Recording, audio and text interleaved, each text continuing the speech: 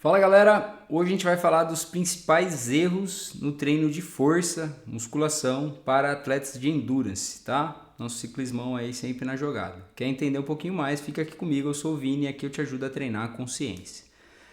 Pois é, até pouco tempo atrás as pessoas nem queriam fazer o treino de força. Esse é o primeiro erro, tá? A gente já sabe hoje em dia que as evidências mostram que tem um ganho de performance se você adicionar ao seu treino aeróbico o treino de musculação, tá? Então existe um ganho. O primeiro erro é não fazer.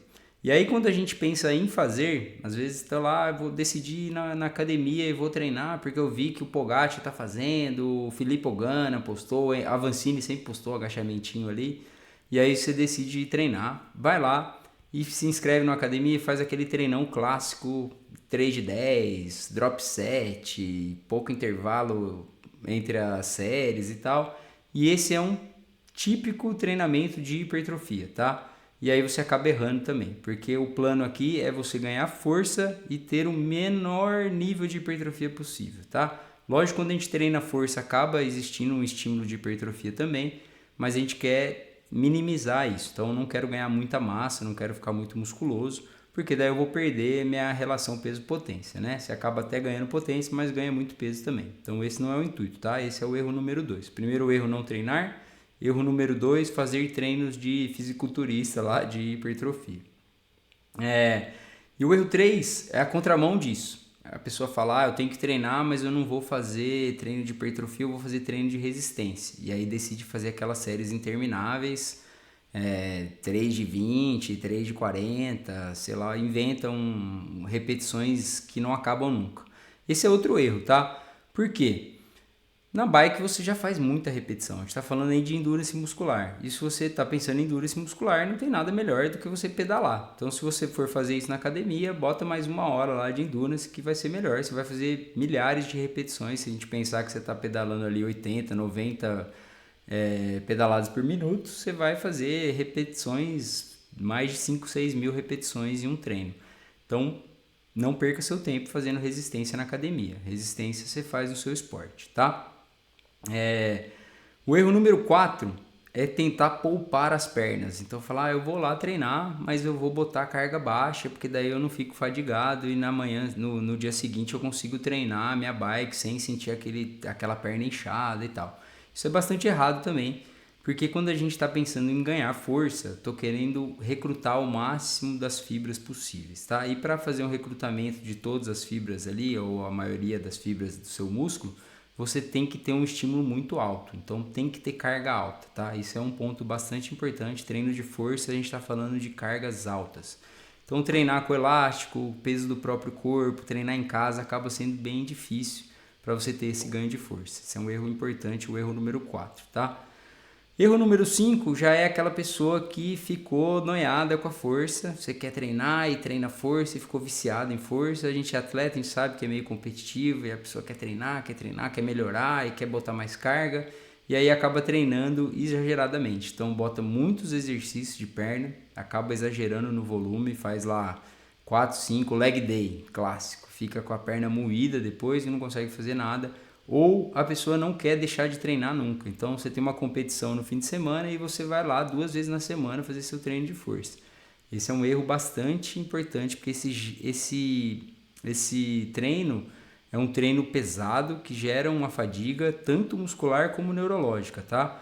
Então não vale a pena você treinar no seu período competitivo ali na semana da competição. Tem treino, não, a gente sabe hoje em dia que os artigos mostram aí, para fazer a manutenção de força você poderia fazer até uma vez a cada 15 dias, até um pouquinho mais que isso. Então não se preocupe em perder força, tá? Você não vai perder força, a manutenção pode ser feita com menos treinos, tá? Acho que esses são os erros clássicos aí principais. E quando a gente pensa no treinamento de força, o que a gente está buscando realmente? Então, um treino de força é um pouco diferente desse treino normal da academia. Quando você pensar em fazer, quer fazer, vale a pena, vai te ajudar. E aí eu acho que o ideal seria você procurar um profissional de educação física que esteja envolvido com o treino de força para endurance, tá? Já tem bastante gente, ainda é escasso, mas já tem bastante gente trabalhando e dá para você procurar essas informações na internet aí. Mas o treino, vou trazer aqui o básico para vocês. Seria um treino de poucas séries e poucas repetições. Então a gente está falando aí de 3 a 5 séries com 3 a 5 repetições por série, tá? Então você vê que é bem diferente do normal, mas funciona, tá, gente? E uma coisa importante é fazer intervalos longos entre as séries. Então você quer se recuperar bem para conseguir recrutar todo mundo lá, todas as fibras musculares e ter o ganho de força mesmo. Então a gente está falando aí de 2 a 3 minutos entre cada série. Então você vai lá, fez 3 agachamentos, descansa 3 minutos, vai fazer mais 3 agachamentos, tá? É assim, parece estranho, tem gente que vai olhar estranho para você na academia, mas você está fazendo certinho. A outra coisa importante é carga alta, tá? Carga alta aqui a gente está falando de 85 a 90% da repetição máxima. Isso é uma carga extremamente alta, tá? Às vezes no começo é difícil, e aí eu recomendo de novo você ter um profissional para te ajudar, porque determinar essa carga para quem não sabe muito bem como que funciona é um pouco difícil, tá? Nunca ir até a falha, então você não vai fazer a repetição final ali, você vai parar 1 ou 2 repetições antes da falha, isso é bastante importante, porque você não quer gerar essa fadiga adicional. Quando você tem uma falha, você tem uma fadiga extrema, tanto da musculatura quanto neurológica, então você não quer fazer isso, importante você parar antes. E aqui eu recomendo uma coisa importante, se você nunca treinou musculação, acho que é legal você começar com um período de adaptação. Então fazer um treino mais clássico mesmo, que vai ser ali 3 de 10, 3 de 8, mas com baixa carga, focado em aprender os movimentos, tá? E aí quando a gente está falando dos movimentos, eu acho que existe uma gama gigante de exercícios que você pode fazer, mas o que a gente sempre recomenda clássico é o agachamento, o levantamento terra. Fazer um unilateral é interessante, talvez um leg press unilateral. Eu vou deixar um artigo aqui embaixo que traz alguns artigos, é uma revisão sistemática, então tem alguns artigos lá e eles mostram alguns. Mas você vai escolher ali 4, talvez elevação pélvica seja legal. Depois que você tiver mais treinado, aí você pode ir mais para os unilaterais, que vai te ajudar também, tá? Mas basicamente esses 3 aí que eu falei são bem interessantes.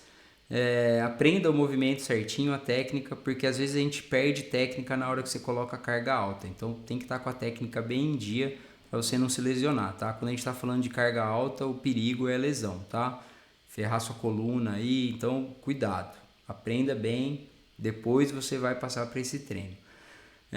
Pensando em periodização, eu acho interessante, tem que ver o período que você está. Então eu acho que é legal a gente ter um ganho de força lá na base. Então, durante a base que você vai estar fazendo treinos mais longos, de menos intensidade, talvez fazer 3 vezes na semana, focado em força máxima mesmo. E aí você vai ganhando força, conforme você vai chegando próximo do seu período competitivo, você vai reduzindo o volume e mantendo a intensidade ou até aumentando a intensidade, tá? E aí lembrando, na competição mesmo você pode ficar sem fazer, não tem problema nenhum. Então, às vezes lá no período competitivo você vai estar mantendo 1 vez por semana para manutenção de força, e na semana da competição você não fazer. Isso é totalmente plausível, você pode fazer que você vai colher frutos disso. Da onde que vem os frutos desse ganho de força? Os estudos mostram que você tem ganho de pico de potência e potência média também. Não tem alteração do seu VO2, tá? Alguns trabalhos até mostram que tem ganho de VO2 se a pessoa for não treinada, em populações não treinadas, mas nos atletas que são bem treinados, eles já têm um ganho de VO2 até com o treino de enduro mesmo, de aeróbico, vai ser pequeno, porque eles já estão meio maximizados ali. É difícil você ganhar mais VO2 em pessoas treinadas. Mas o interessante é que esses treinos de musculação não mostram perda de VO2, então não teve aquela concorrência que as pessoas têm tanto medo de prejudicar o VO2 máximo, tá? E o mais interessante, que é o que traz maior ganho de performance na minha avaliação, é o ganho de economia de movimento. Então você tem economia de ciclismo, quer dizer que você está ali naquela mesma potência que você fazia antes, mas com consumo de O2 menor. Isso vai te dar maior ganho de performance, de durabilidade. Então acho que o foco é pensar nisso, ter esse ganho de força para ficar mais econômico no seu treino. Beleza? Lógico que vale a pena você colocar alguns treinos aí de core, né? Você pode fazer algumas... E aí eu vou bem pro clássico mesmo, fazer prancha lateral, abdominal, já vai te dar um bom ganho. E adicionar algum treino para a parte superior também, costas e peito, Não costumo falar para as pessoas fazerem músculos individualizados ali, bíceps, tríceps, acho que isso não vale a pena. Até porque a gente quer diminuir o máximo esse tempo de academia, pode ser sessões de 45 minutos, ali 2 vezes na semana, vai estar de bom tamanho. Lembrando que nosso foco é a atividade de ciclismo, tá? Ou de endurance, né? Da corrida e tal, e não ficar musculoso, ficar bonito, a gente não está pensando muito nisso.